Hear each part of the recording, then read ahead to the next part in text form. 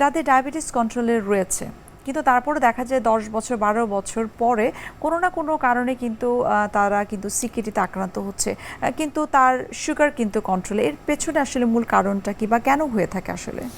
যাদের diabetes uncontrolled থাকে এবং যাদের ডায়াবেটিস একদম মেটিকুলাস কন্ট্রোলে আছে, দুইটা গ্রুপকে যখন কম্পেয়ার করা হয় তখন দেখা যায় যে যাদের আনকন্ট্রোল ডায়াবেটিস, এদের কিডনি রোগ হওয়ার সম্ভাবনা যাদের কন্ট্রোল আছে তাদের চেয়ে অনেক অনেক গুণে বেশি।